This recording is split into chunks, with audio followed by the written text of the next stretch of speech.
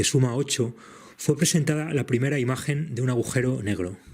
Según la información oficial, se trata de un agujero negro supermasivo en el corazón de una galaxia lejana denominada Messier 87 o Virgo A. Se trata de una fuente de alta intensidad de radiaciones de onda amplia, en particular de radiofrecuencias, que han sido traducidas a una imagen mediante un programa informático. Una de las protagonistas de este proceso de transformación de la información no visible en visible ha sido Catherine Bowman, una estudiante de posgrado del MIT, Massachusetts Institute of Technology. Como todo en la ciencia oficial, este evento hay que interpretarlo como parte de la gran agenda de ocultamiento de la realidad del cosmos y la construcción artificial de una visión del cosmos al servicio de la agenda de dominación.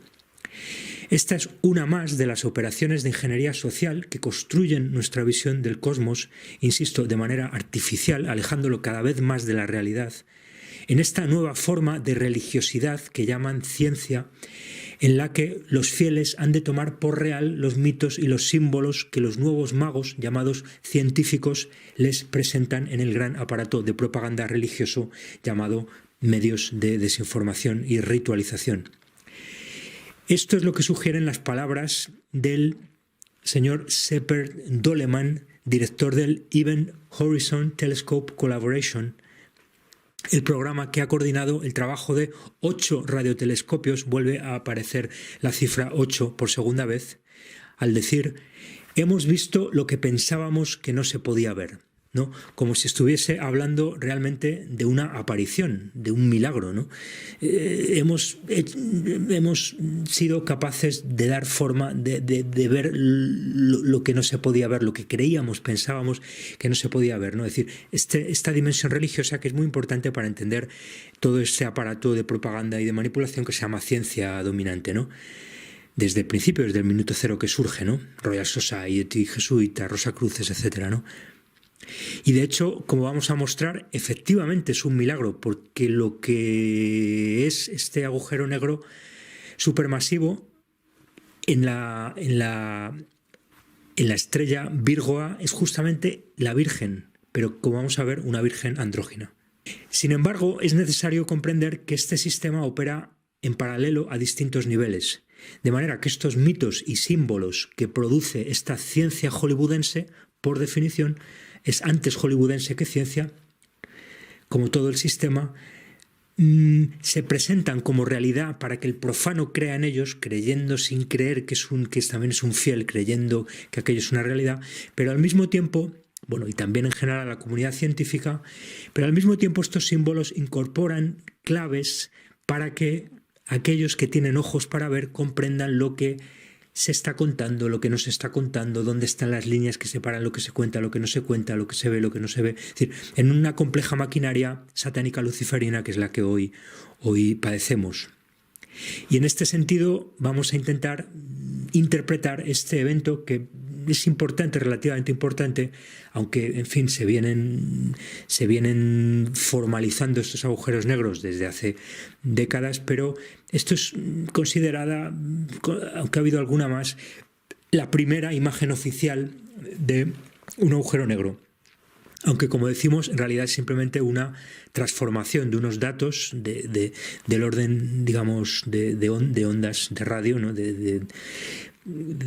Son datos no visibles transformados a una imagen para vendérselo al público, simplemente.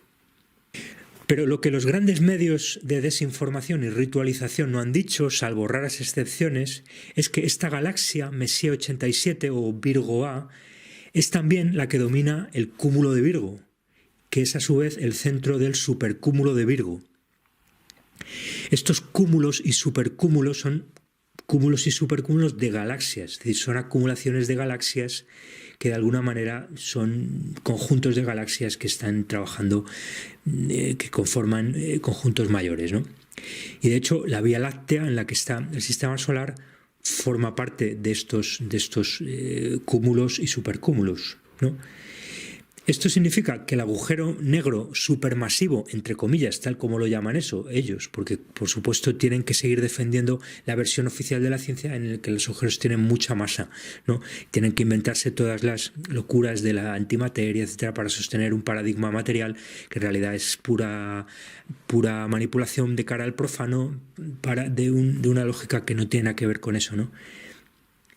Lo interesante entonces es que este agujero negro supermasivo, entre comillas, que han presentado y que han ilustrado, es de hecho el centro de la supergalaxia en la que nos encontramos. O sea que de alguna manera lo que nos han enseñado es el centro de la gran supergalaxia donde estamos. Es decir, en ese sentido es un evento muy importante, porque ya digo, nos han mostrado de alguna manera que en el centro de todo están estos agujeros negros, ¿no? Es decir, de alguna manera lo que estamos viendo en las últimas décadas es un progresivo reconocimiento de que, como digo, los agujeros negros son el centro de toda esta historia, lo cual, digamos, es muy significativo porque significa de alguna manera poner patas arriba todo el modelo de ciencia dominante. Es decir, porque justamente el agujero negro es todo lo contrario del sistema materialista, másico, gravitatorio, newtoniano y de Kepler, etcétera, que sostiene toda la astronomía y la física y la cosmología dominantes, ¿no? Por lo tanto, es como que poco a poco se están dando cuenta de que esto no se puede sostener más, pero que nadie se preocupe, que tendrán preparado otra farsa todavía mayor para reponerlo. Es decir, nunca, en el fondo, van a llegar porque es parte del juego. Aunque también es cierto que se reconoce una cierta, digamos, idea de revelar ciertas cosas, ¿no? Porque esto es un movimiento ambivalente de hacia adelante y hacia atrás al mismo tiempo, ¿no? De mostrar parte de, pero al mismo tiempo ocultar más. Es decir, es un momento complejo, no es lineal, nada es lineal en este sistema, ¿no?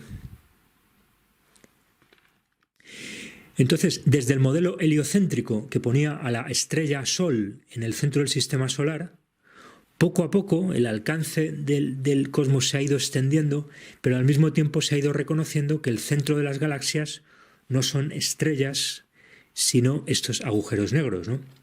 Y como decimos, esto tiene una trascendencia muy importante para la visión del cosmos y también para la visión del mundo en que vivimos, en la medida en que, y en este sentido decía que hay un progreso pero al mismo tiempo un retroceso, porque significa poner en escena la preeminencia de la oscuridad sobre la luz de la que estamos hablando y que sabemos que es muy importante en el ocultismo, cómo la luz nace de la oscuridad.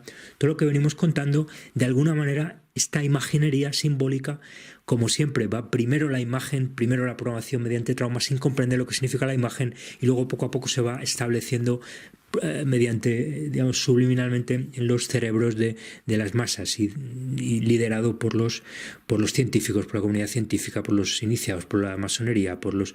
se entiende, decir, colocar en escena este sol hueco, este agujero negro, pero que también es un sol, como vamos a mostrar ahora, a medio camino entre sol y luna, es muy importante porque significa implícitamente reconocer el papel central de la oscuridad con todo lo que eso implica de alguna manera reconocimiento del elemento oscuro gestionando la luz, ¿no? Es decir, es darle la vuelta completamente al paradigma solar, que en definitiva es el cristiano, el del dios solar, pero que también es el del modelo científico heliocéntrico, que se construye religiosamente, porque la ciencia siempre depende de un paradigma religioso simbólico, en contra de lo que dicen los expertos, ¿no?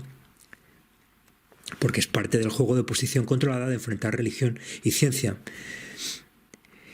Insisto, y esto además particularmente en el ámbito iniciático, lo hemos visto con las vírgenes negras, con los templarios, pero en realidad toda esta idea de la iluminación de los alumbrados, de los iluminados, de los Illuminati, tiene que ver con la iluminación desde la oscuridad. Y aparte de eso, no solo de la propia oscuridad, también de la ocultación. Es decir, de alguna manera se está reconociendo un paradigma satánico, luciferino, porque en el fondo el paradigma luciferino es ese, es el de la luz que nace de la oscuridad, ¿no? Frente a un paradigma solar, solar cristiano, ¿no? Y de alguna manera también se está, digamos, a través de la imagen, legitimando simbólicamente, subliminalmente, ¿no? Como, digamos, algo tan importante como el centro de la supergalaxia en la que estamos. Es que estamos hablando, por eso, este evento, aunque digamos aparentemente solo es parte de una serie, digamos, de progresiva transformación de toda esta gran historia, en el fondo es bastante, yo creo, es un hito importante, ¿no? Porque es el centro de la supergalaxia en la que estamos, ¿no? Pero si nos fijamos, la imagen que han elaborado, sin duda, se ha hecho con altas dosis de manipulación con respecto a una realidad que en todo caso es una realidad no manifestada, o sea que esta traducción desde las ondas de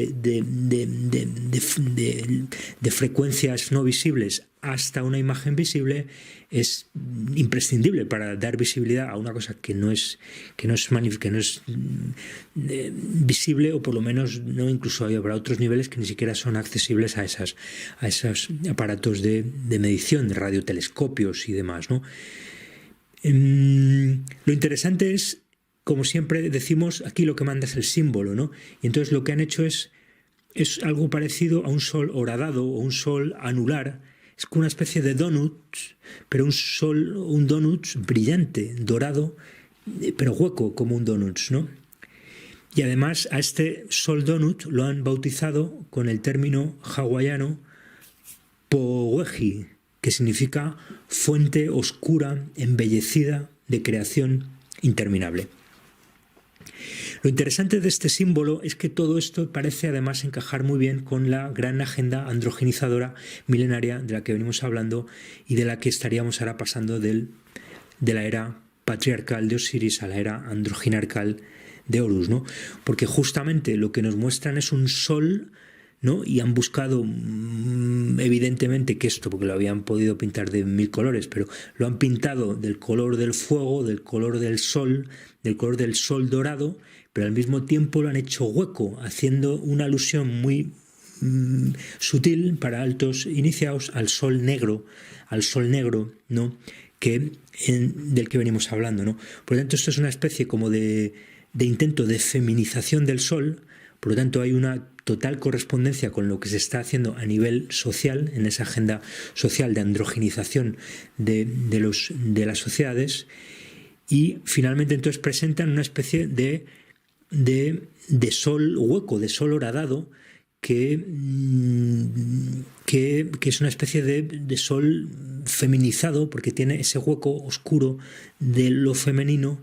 Y justamente, insistimos, la traducción de este término hawaiano es fuente oscura, embellecida, de creación interminable. La idea de algo que crea, ¿no? De algo que, aunque ya estaba de alguna manera implícito en esa idea del sol como semen fertilizador que fertilizaba la tierra oscura, aquí otra vez, como yo decía, esa nigredo, ese negro de la tierra, en realidad también se refiere al negro del cielo, ¿no?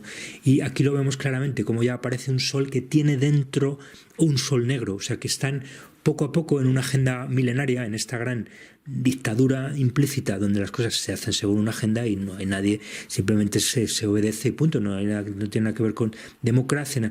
Esta agenda interminable tiene muy claro que van a ir poco a poco desmontando el paradigma heliocéntrico, al mismo tiempo que el paradigma osiriaco, crístico o cristiano de la figura solar y patriarcal al mismo tiempo en esa agenda de ingeniería y de género, la agenda de género que está controlada, como decimos siempre, desde estas grandes élites religiosas y sobre todo desde el Vaticano, jugando a dos bandas, ¿no? Defendiendo a la familia por un lado y el andrógeno duro por otro, desde lo oculto a través de frentes, ¿no? Entonces no se trata de un evento cualquiera, ¿no? Esto, es decir, nos está mostrando un astro andrógeno, en parte luminoso y en parte oscuro, y insistimos en un lugar tan central como el supercúmulo de galaxias en el que nos encontramos, ¿no? Es decir, si de lo que venimos hablando es de que el sol dorado está subordinado a un sol negro, pues esto de alguna manera sería una especie como de mezcla de un supersol y un supersol negro, ¿no? Porque sin duda estos arquetipos del sol dorado, del sol negro, los hay de distintos niveles y teniendo en cuenta que todo el cosmos es un sistema multitoroidal de multitoroides metidos dentro de otros multitoroides subordinados en distintas, ¿no? Donde todo acaba funcionando como un gran como un gran cosa a varios niveles, ¿no? Con una lógica fractal, ¿no? Fractal entre comillas, ¿no? Pero además todo esto es muy coherente con el hecho de que este centro supergaláctico se llame precisamente Virgo A y esté en la constelación de Virgo, ¿no? Porque justamente tiene un carácter femenino, porque es la Virgen que da a luz, la Virgen que da a luz al mundo manifestado, que en definitiva es de lo que nos están hablando. Es de una Virgen cósmica, es de un supersol negro que nosotros hemos identificado a Isis, a la diosa, pero solo en parte, porque también es y en última instancia, una deidad andrógina, ¿no? De manera que esto pone de manifiesto que este simbolismo de la constelación de Virgo, de alguna manera, no sabemos cómo, pero está ya aquí implícito un conocimiento ancestral de cómo funcionaba el cosmos. Y es decir, no puede ser casualidad que la constelación de Virgo justamente es donde está este centro del sistema supergaláctico, ¿no? Por lo tanto, de alguna manera, o por revelación, o porque ha habido una civilización anterior que ha transmitido un conocimiento, Atlante, Hiperbórea o lo que sea, no cabe duda de que en el simbolismo de Virgo está implícito un conocimiento más profundo de la realidad que el que, ya digo, pueda tener la ciencia contemporánea, ¿no? Por lo tanto, como digo siempre, cuanto más lejos nos vamos en el tiempo, más cerca estamos de la verdad. Cuanto más nos acercamos a la modernidad y a los paradigmas científicos degenerados, decadentes, más engañados estamos, aunque parezca lo contrario, ¿no? Porque todo es una inversión satánica donde lo que es lo contrario de lo que parece, ¿no? Y eso incluye todo el sistema capitalista, científico, moderno, ¿no? Es todo un sistema satánico por definición desde el minuto cero, ¿no? Entonces, insisto, Virgo, es la constelación de Virgo, es este agujero negro, se llama Virgo A. Curiosamente, esa asociación de la A y la V que dan la estrella de 6, el hexagrama, ese de Salomón, que es el andrógino, los 4 elementos que dan lugar a la quinta esencia, ¿no? Entonces, sería una especie de vientre cósmico, ¿no? Pero entendiendo vientre cósmico tanto en el sentido generativo, ¿no?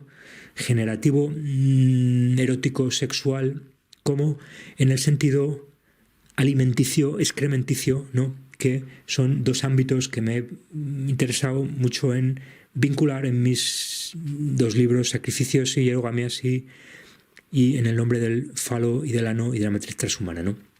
Y que, por ejemplo, Kubrick nos muestra en su película Una odisea del espacio, de la que vamos a hablar ahora más, con ese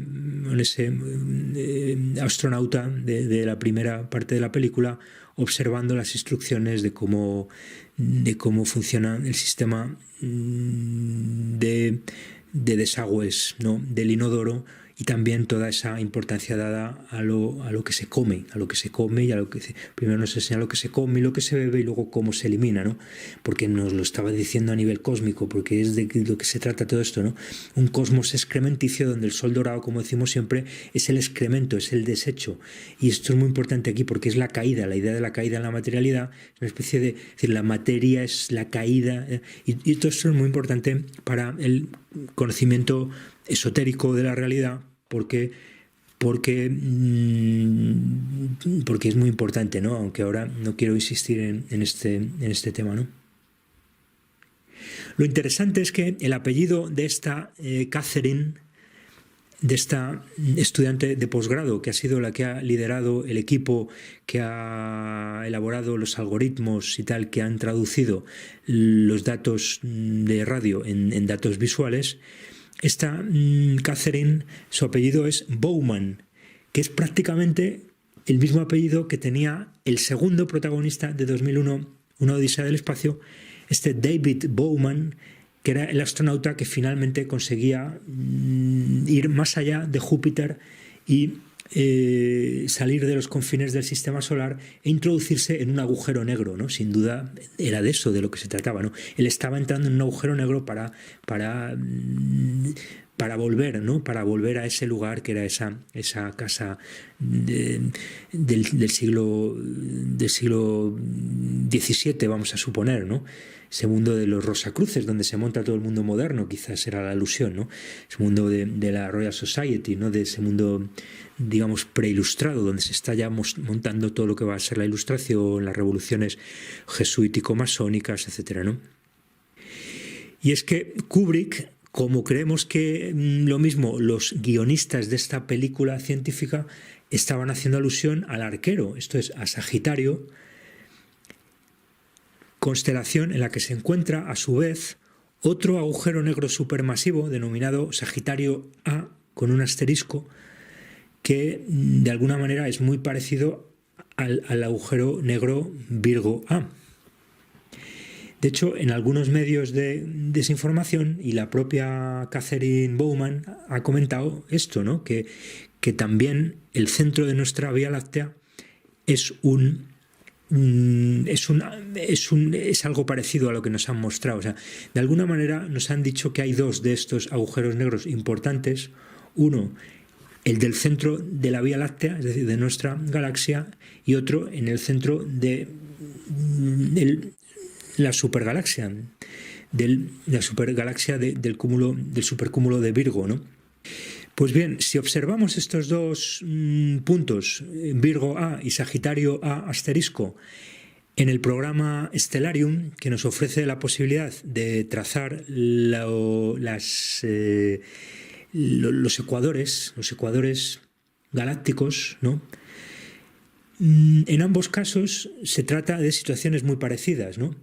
Es decir, Virgo A está prácticamente en el cruce del ecuador de la supergalaxia con el ecuador del sistema solar, que es la eclíptica.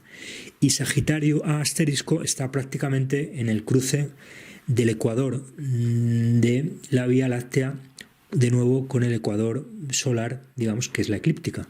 Entonces, no parece una casualidad que estos dos agujeros negros sean los que han sido colocados en escena, porque de alguna manera son como los dos más importantes, ¿no? Como los dos más importantes en los que estamos inscritos el sistema solar, ¿no? Y entre ellos hay una particular relación y simetría que vamos a simetría entre comillas, no simetría perfecta, pero sí una especie como de lógica muy interesante que vamos a tratar de demostrar, ¿no?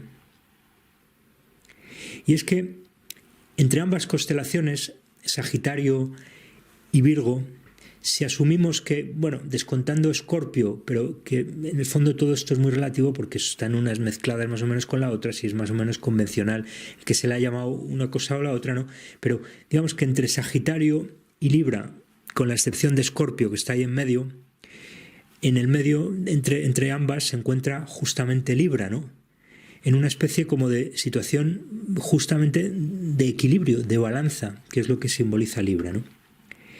En el libro de Hargrave Jennings de 1879, The Rosicrucians, The Rites and Mysteries, los Rosacruces, sus rituales y sus misterios, esta constelación de Libra es considerada, nos dice Jennings, por los Rosacruces, como una suerte de fulcro cósmico, una especie como de fiel de la balanza. Y ahora va a aparecer San Miguel en escena, justamente el que sostiene la balanza. Una suerte de fiel de la balanza, de fulcro, que es precisamente el simbolismo de Libra, de la balanza, ¿no?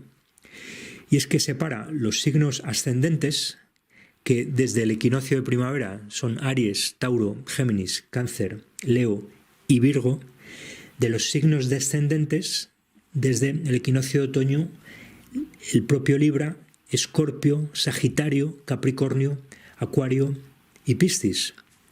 De manera que la primera serie o ascendente es asociada por los cabalistas con el macrocosmos y la segunda serie o descendente es asociada con el microcosmos, lo cual tiene mucha lógica porque la primera serie, como hemos visto, está vinculada al agujero negro, sol negro de superior nivel de la supergalaxia, mientras que la serie descendente, la serie que nos lleva al invierno, la serie que ocurre después del equinoccio de otoño, es la que asocian al microcosmos y también a un cosmos más cercano, que es el de la Vía Láctea. Según Jennings, el signo Libra fue introducido por los griegos para separar Virgo y Escorpio, que antes eran un solo signo. Y este sería el motivo de que su nomenclatura, parecida a una M, sea tan parecida, con pequeñas diferencias, ¿no?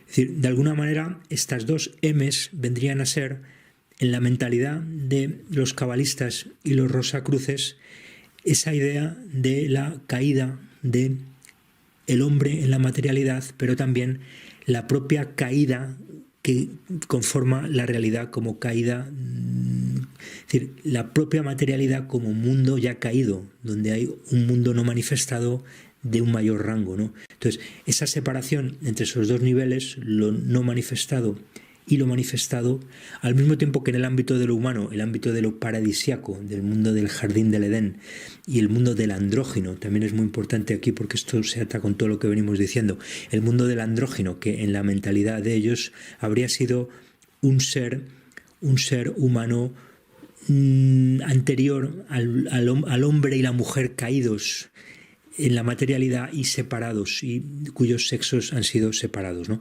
Por lo tanto, estas dos M's, de las que hemos hablado mucho, porque en latín además recuerdan a la estructura cabalística vinculada a otras letras, también encaja con esto, ¿no? Donde esas dos M's de Virgo y Escorpio vendría a ser una sola M, donde se juntan las dos M's. Todo eso de lo que hemos hablado tanto encaja a la perfección con esto, ¿no? El mundo del arriba, del abajo, de lo no manifestado, de lo manifestado, del sistema supergaláctico y del sistema galáctico, es decir, una idea de distintos niveles, ¿no? Pero que en el fondo no hay que entender como una oposición, sino como una especie de distintos niveles de una realidad, ¿no? Que de alguna manera se acaban conjugando, se acaban trabajando juntos, ¿no?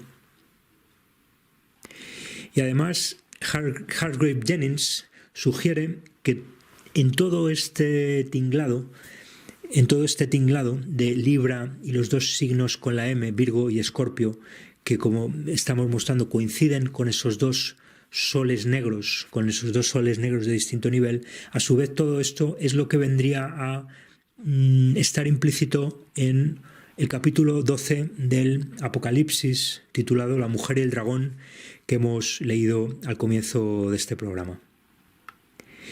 Se trata de un fragmento muy críptico y difícil de interpretar, y sin embargo todo lo que hemos dicho nos sugiere que uno de los niveles de lectura de este texto es este cosmológico, ¿no? Aunque también está el nivel propiamente social, ¿no?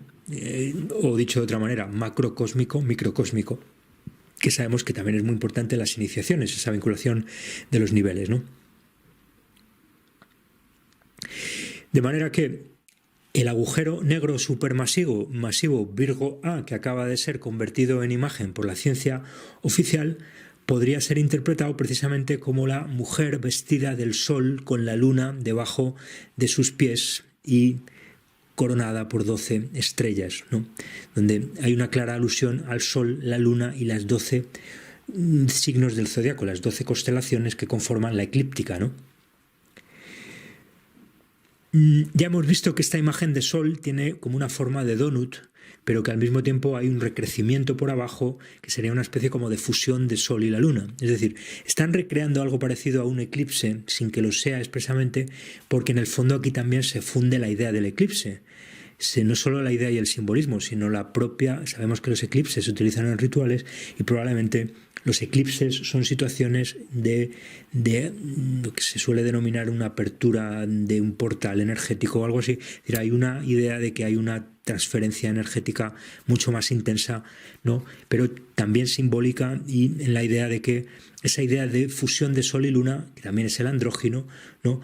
Y el 1 que se suma al 12, que es el número 13, que es muy importante, del que venimos hablando, que integra distintos niveles, ¿no? El ciclo lunar, ciclo venusino, y aquí vemos también sol y luna, etcétera, ¿no? Todo esto se da al mismo tiempo, ¿no? Por lo cual, todo apunta a que esta imagen que nos venden como una realidad, pero que sabemos que no, en esta ciencia hollywoodense, ha sido creada, inspirada en el Apocalipsis, ¿no? Sospechamos que ha sido creada inspirada en este pasaje del Apocalipsis, como decía, precisamente para que aquellos que tienen ojos para ver lo interpreten como tal y entiendan que detrás del velo de la ciencia se esconde una ciencia sagrada que va, digamos, que juega en otra liga, ¿no? Por lo tanto, esto es lo que decíamos, la Virgen andrógina. Es Virgo, es la Virgen, pero entendiendo Virgen en un sentido de mujer andrógina, mujer en la idea de la creación, en la idea de la fuente la fuente del mundo manifestado finalmente, ¿no? Y que nos confirmaba ese nombre que le han puesto en hawaiano, el Powehi, la fuente oscura, embellecida, de creación interminable. En cuanto al dragón, nosotros creemos que es evidente que representa simplemente las energías cósmicas no manifestadas de geometría toroidal vorticial, es decir, campos energéticos etéricos que conforman el cosmos y todo a todos los niveles y que dan lugar a la realidad manifestada, ¿no? Como algo de otro nivel, ¿no? Eso es el dragón, simplemente, ¿no? Lo interesante es que justamente justamente en todo este meollo, ¿no? Todo este meollo que pone de manifiesto que el cosmos no es isótropo, como nos cuentan, pero que tampoco ni siquiera la eclíptica es isótropa. Es decir, hay una asimetría, digamos, donde los polos son más importantes que la eclíptica, que el plano de inercia ecuatorial, en definitiva, que son estos planos ecuatoriales, estos planos de inercia de un sistema toroidal con la manifestación en el plano ecuatorial, ¿no? Pero lo interesante es que ahí además aparece una vieja amiga como es la constelación de Ofiuco. Según Eratóstenes, en su obra Mitología del Firmamento o Catasterismos, el nombre griego Ofiuco significa el que tiene una serpiente en su mano o el que caza la serpiente, ¿no? Y justamente formó parte de un zodiaco anterior de 13 signos, que pone de manifiesto aquí la importancia ya de este número 13 en un zodíaco anterior donde la eclíptica era dividida en 13 segmentos que a su vez hace alusión a las 13 lunaciones en las que aproximadamente se puede hacer encajar, ¿no? en un año solar, ¿no? Que es otra de las razones por las que el 13 es tan importante y tan simbólico, ¿no? Pero además es que sobre el Ofiuco, que es una suerte de héroe luchando contra una serpiente, está la constelación de Hércules, que vuelve a retomar el mismo tema. Es el héroe luchando contra un animal serpentino draconiano, en este caso con varias cabezas, ¿no? Una especie de la llamada Hidra de Lerna, que según las versiones tenía distinto número de cabezas, ¿no? Pero que básicamente es de lo que nos habla el Apocalipsis al decirnos que el dragón tiene 7 cuernos y 10... tienes 7 cabezas y 7 diademas y 10 cuernos, ¿no? Está hablando de toda esta historia. Es decir, cuando nos hablan del dragón, el dragón es toda esta estructura energética multitoroidal que está relacionada, que son como las cabezas de una hidra o como un dragón de distintas cabezas, ¿no? Donde está claro, las 7 cabezas y las 7 diademas son los 7 planetas y las 7 diademas serían los 7 sistemas anulares o satelitales que rodean a los 7 planetas, ¿no? Por lo tanto, el dragón es todo eso. El dragón hace alusión a una comprensión más profunda y más cercana a la realidad del cosmos que ya conocían los altos iniciados de hace muchos milenios, probablemente por civilizaciones humanas anteriores a la nuestra, o por revelación de otros ámbitos de la realidad, ¿no? Directa o a través de documentos. Y todavía, si seguimos subiendo hacia el polo, porque sabemos que en el fondo lo que está en juego aquí es una demonización en el sentido de demonización de cara a la galería de la de este paradigma polar, ¿no? De este paradigma energético vorticial polar, ¿no?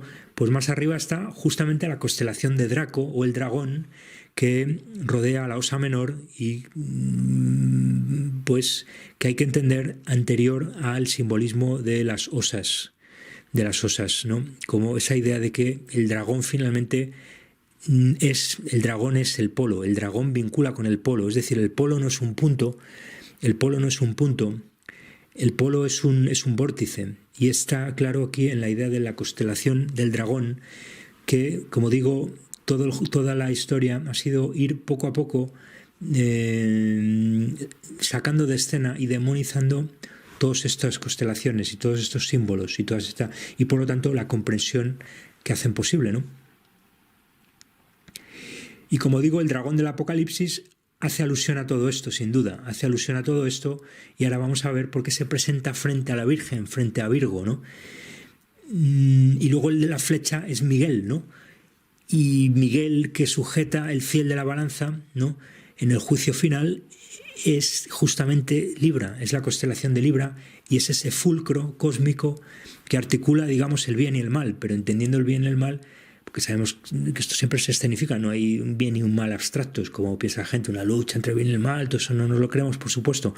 Es el comienzo, es el principio de la manipulación, que existe el bien en abstracto y el mal en abstracto, y hay una lucha entre el bien y el mal. No, es toda una pura escenificación que hacen mediante una mecánica hierogámico-sacrificial que se colocan en escena víctimas y verdugos, siempre la misma historia, no mediante el ritual de sexo y sangre, más o menos explícito, más o menos secularizado, más o menos mitigado, pero siempre es la misma mecánica, como he mostrado en mi libro Sacrificios y Hierogamias, ¿no? Ritual de sangre y ritual de sexo.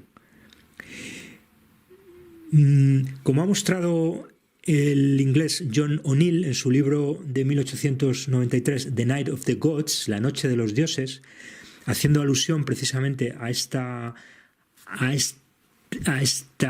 cambio de paradigma donde unos dioses son de alguna manera sacados de escena y colocados otros en escena, ¿no? Él nos está hablando de la noche de los dioses, digamos, del paradigma polar, y yo añadiría de un paradigma matriarcal, ¿no? Porque a su vez con el dragón se relaciona lo femenino de una manera aquí un tanto ambigua, ¿no? Entonces, como básicamente lo que nos dice John O'Neill en este libro es que los polos ocupaban un lugar privilegiado en estas visiones del mundo ancestrales, ¿no? Con toda esta lógica serpentina, draconiana, etérica, ¿no? Toroidal, vorticial, ¿no? Y se ha ido demonizando progresivamente, ¿no? Hasta llegar a los extraterrestres draconianos de hoy, ¿no? de las últimas teorías de la conspiración y tal, pero que es parte del mismo aparato de manipulación y de desinformación y de ocultamiento de la realidad draconítica, ¿no? De la realidad serpentina, draconítica, en el sentido más neutro del término, de este paradigma energético cósmico, ¿no? Y entonces es lo que nos cuenta este autor, ¿no? Básicamente habría ocurrido esto él dice parte, yo leo entre líneas, en el paso de la era de Isis matriarcal y más serpentina, si se quiere, ¿no? Pensemos en ese símbolo como la medusa, la gorgona medusa, que expresa muy bien esa idea de esas diosas matriarcales, pero también terribles, también sacrificiales. No hay que pensar que solo porque fuera un matriarcado era es decir, esa ambivalencia de los religiosos siempre se ha dado, no es que pasamos de un sistema mejor a otro, siempre vamos a peor, por supuesto, pero en todo sistema había un doble juego donde las élites siempre han jugado un doble juego y las sociedades profanas no. Entonces, justamente la medusa a la que mata Perseo, pero también, digamos, es la otra cara del andrógino Atenea, ¿no? Figura fundamental, como sabemos, en el mundo griego, ¿no? El andrógino ateneano, muy importante, ¿no? Donde ya es un paradigma, aunque ahí todavía es una figura de transición, ¿no? Esta Atenea andrógina pasando del paradigma matriarcal del paradigma matriarcal al patriarcal, aunque también se adelanta a una entrada del paradigma androginarcal, que es el que vivimos ya hoy, ¿no? Pero entonces ahí está muy claro, en la Gorgona Medusa, todas esas serpientes, ¿no? Por lo tanto, todas estas constelaciones de las que estamos hablando, el mismo Ofiuco, que es sacado fuera de escena como signo 13, Hércules, que luego además se convierte en el Hércules de los 12 trabajos, por lo tanto el Hércules que es transformado desde ese paradigma polar a un paradigma eclíptico solar, ¿no? Con los 12 trabajos, con los 12 zodiacos, ¿no? Y luego también el Draco, el dragón polar, ¿no? Son todos ellos demonizados y cambiados en este paradigma donde aparecen en escena todos esos dioses solares, el Horus egipcio, hemos hablado el Apolo délficos, ¿no? Contra la serpiente Pitón, el Horus egipcio contra la serpiente Set o el serpiente Set, porque a su vez habría sido serpiente en el ámbito matriarcal y luego pasa a ser un rol más patriarcal de su tío Set. Y así con San Jorge, del que ya hemos hablado, San Jorge y el dragón, y lo mismo con este Miguel, al que se hace alusión explícita en el Apocalipsis como el que expulsa a la serpiente antigua. Y esa idea de la flecha, ¿no? Que la vemos en algunos de estos dioses, que está presente también en el arquero, en el bowman Sagitario, ¿no? Que de alguna manera apunta al dragón, pero también a la Virgen, ¿no? Porque aquí hay un doble juego también de demonización de lo femenino y divinización de lo masculino en este paradigma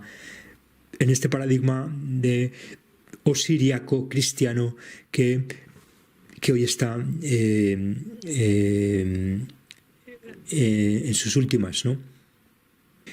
El Apocalipsis nos dice que la mujer da luz al hijo y huye al desierto, porque lo que este texto bíblico pretende es marginar a la mujer y otorgar un papel predominante al varón, ¿no? Como parte de la era patriarcal, como decimos, de Osiris, Cristo, que está terminando.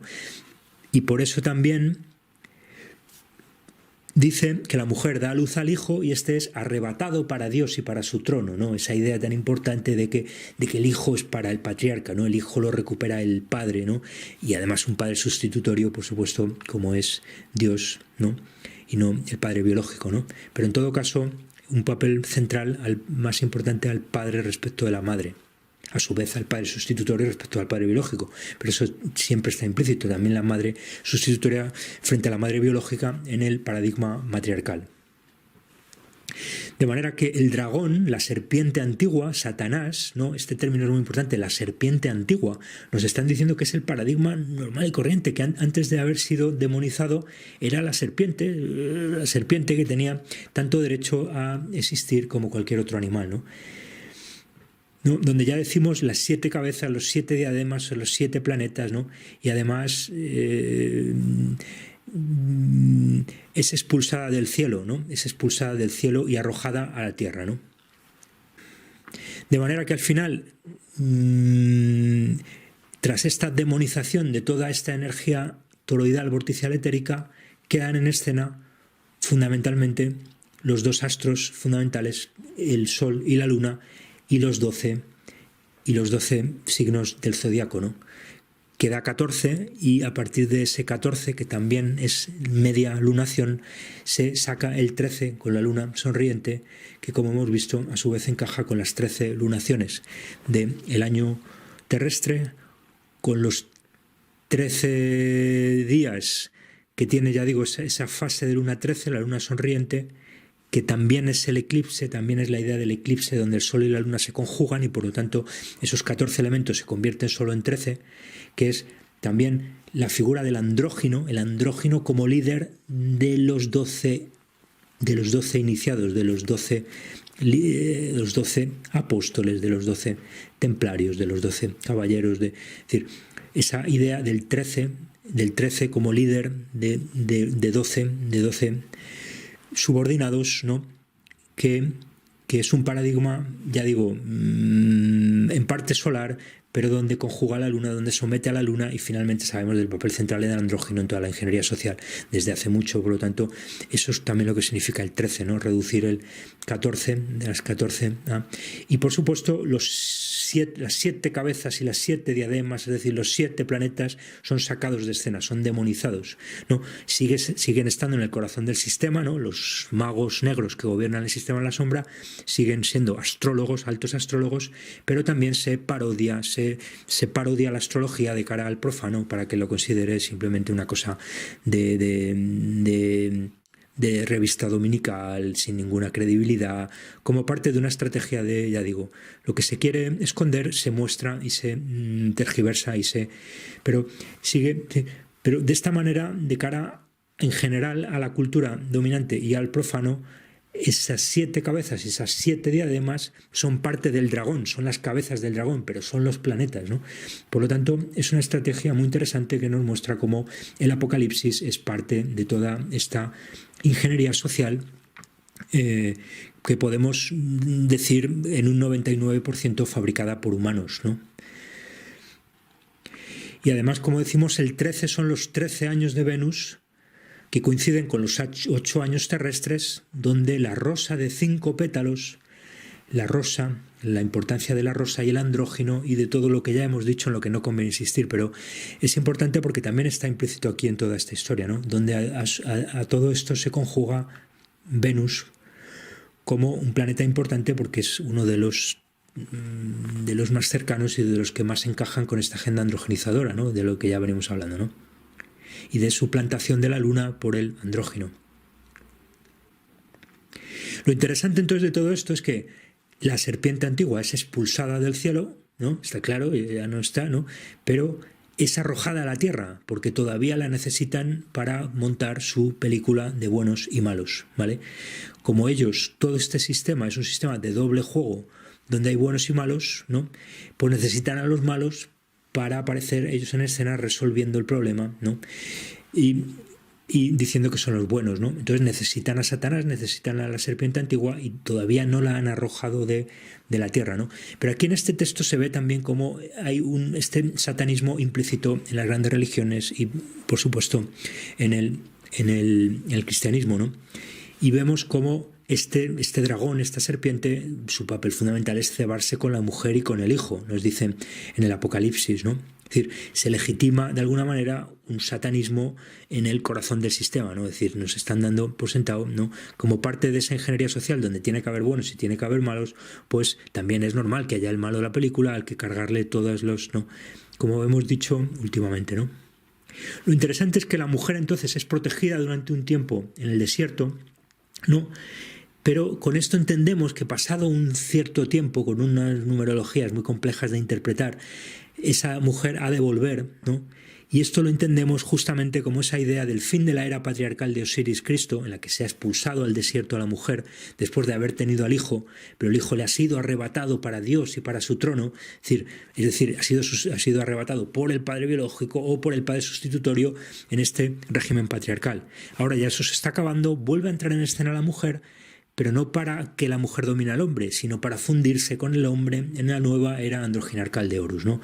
Por lo tanto, aquí también interpretamos en el Apocalipsis una especie de revelación encubierta de la agenda milenaria, donde esta Virgo, pero que ya no sabíamos que tiene un elemento andrógino, ¿no? Va a volver, pero para fundirse, ¿no? Isis con Osiris en el Horus andrógino, ¿no? Y para terminar, ¿no? Entonces parece que todo esto que nos están contando, como decíamos, pues es un símbolo, es un puro símbolo. Esto no es exactamente la realidad, la están deformando, pero al mismo tiempo, como decimos, hay algo parecido a un cierto acercamiento a una realidad del cosmos que sin duda se parece mucho más a lo que estamos proponiendo nosotros, un sistema multitoroidal de toroides dentro de toroides, de sistemas multitoroidales dentro de sistemas multitoroidales, donde esos vórtices, ese doble vórtice que se junta en el centro y que ahí genera el plano de inercia, el plano ecuatorial de inercia, que es el mundo de lo manifestado, eso, en definitiva, es lo que serían los agujeros negros. Es decir, la propia ciencia dominante está creando como mutilada como está, castrada como está, como tiene que ser, es decir, no lo estoy defendiendo, como se ha diseñado la ciencia dominante que tiene que ser, por definición castrada para una comprensión profunda de la realidad, no puede más que hacer que decir que aquellos son agujeros negros. Pero sí se detecta un progresivo desvelamiento de este papel central que desempeñan estos agujeros negros, ¿no? En en el fondo una expresión de esta mecánica energética toroidal vorticial, ¿no? Y a su vez todas las asimetrías y anisotropías de las que estamos hablando, no solo la de los vórtices con respecto al toroide, es decir, los polos de los sistemas con respecto a los ecuadores, tanto al ecuador eclíptico como a estos ecuadores galáctico y supergaláctico, que en definitiva es donde confluyen estos agujeros negros, ¿no? Sino también la propia asimetría, hay una especie como de excentricidad constitutiva de la eclíptica, ¿no? Que está muy lejos de ser esa idea del 3x4 12 que nos quieren mostrar y que en definitiva simboliza también la cruz, la idea de la cruz, que la cruz es más complejo, por eso hay una cruz de 2 brazos, hay una cruz de 3 brazos, que sabemos que es muy importante en el ámbito oculto, ¿no? La que utilizan en Alcácer, ¿no? La cruz de Caravaca, que se parece mucho a lo que hemos dicho de caracarnero, ¿no? La Caravaca y el caracarnero están reconociendo que la cruz es un símbolo cósmico y que la cruz en el fondo remite a una lógica que tiene más que ver con los cuernos de una vaca o con los cuernos de un carnero que con el encuentro de 2 rectas como es una cruz o de 3 rectas como es la cruz de tres brazos, que es la cruz de Caravaca, ¿no? Caravaca, donde es ara, el arca, el altar sacrificial, y vaca, la vaca, el altar de la vaca, el altar de la mujer, el altar de la demonización, de la traumatización de la mujer tomada en su elemento animal, ¿no? Que es también en lo que consiste el satanismo, en reducir a la sexualidad a un elemento brutal, animal, caprino, ¿no? El macho cabrío, ¿no? Y en este caso la mujer como vaca, ¿no? El sacrificio de la vaca, ¿no? La demonización de lo sagrado en el sentido menos religioso y menos vinculado a las grandes religiones y más a lo que entienden las sociedades profanas por lo que es sagrado, porque lo que no se debería tocar, ¿no? Que es el amor heterosexual, fértil, heteroarcal, ¿no? Frente a todas estas lógicas del andrógino, ¿no? Entonces está claro en Caravaca, ¿no? Donde se pone de manifiesto con esos 2 ángeles, ¿no? Y esas 2 eses que le añaden, ¿no? A la cruz, como donde nos están hablando también de toda esta lógica, ¿no? Que es lo que encubre la cruz, los 2 vórtices, las 2 eses de Isis y estos, en definitiva, agujeros negros. Otro detalle interesante para terminar es que en la película 2001, aparte de este David Bowman, el otro protagonista, el otro astronauta con el que termina la película, los 2 astronautas que hacen el papel de gemelos, hay un gemelamiento evidente, ¿no? Un gemelamiento sacrificial, donde David Bowman se ve obligado a sacrificar a su compañero Frank Poole porque se lo pide el superior, en este caso la inteligencia artificial, ¿no? HAL, ¿no? Pero lo interesante es que Frank Poole nosotros lo interpretamos invirtiendo el sentido del apellido Poole como loop, por lo tanto como bucle, ¿no? Donde volvemos a encontrar el 8. Ya hemos visto que la fecha en que han revelado esta información suma 8, que lo han hecho con 8 telescopios, que el 8 es la estrella de las diosas de la fertilidad, ¿no? De Venus. Son los 8 años terrestres en los que Venus da 13 ciclos y cierra su rosa de 5 pétalos, por lo tanto pentagrama también satánico luciferino. Este 8 también es el del analema solar y es el del signo de infinito. Y esa idea del bucle, ¿no? Que también encaja aquí muy bien con esta idea de la balanza, donde pasamos de los signos ascendentes a los signos descendentes, de Virgo a Sagitario, de Virgo a Sagitario, de un agujero negro al otro agujero negro, como si en el fondo estuviésemos metidos en una lógica cíclica donde estamos atrapados por esos dos agujeros negros a un lado y al otro, a dos niveles de la realidad, ¿no? En el nivel galáctico y en el nivel supergaláctico. Y esto es también lo que yo creo que Arthur C. Clarke y Stanley Kubrick, aunque la verdad es que no he leído la obra de Clarke y no lo puedo asegurar, pero al menos lo que Stanley Kubrick creo que nos estaba diciendo con este ritual de gemelamiento entre Bowman y pull loop, bucle. Este gemelamiento entre el Sagitario, el arquero y el bucle, que en definitiva es el dragón, es la curva, es el toroide, son los vórtices, son las eses, ¿no? De alguna manera nos está hablando de toda esta historia de la que parece que está aquí implícita, ¿no? En esta especie como de pequeño rincón de la galaxia en la que estamos, ¿no? Donde de alguna manera él nos viene a decir que la inteligencia artificial encarnada en la computadora, en HAL, que sería de alguna manera el programador, el poder, la élite satánica luciferina que obliga a los neófitos, a los iniciados a sacrificar a sus gemelos en sus rituales de gemelamiento, también sería un sacrificio de todo este elemento draconiano, serpentino, por parte del paradigma del arquetipo lineal, ¿no? Es decir, demonización de lo serpentino, de lo cíclico, del toroide, del vórtice, pero también de la oscuridad frente al paradigma de lo recto, de lo lineal, de lo luminoso, que en definitiva también es lo que está implícito en la flecha de Sagitario, ¿no? Y con esto terminamos, amigos. Muchas gracias por vuestro interés y hasta la próxima.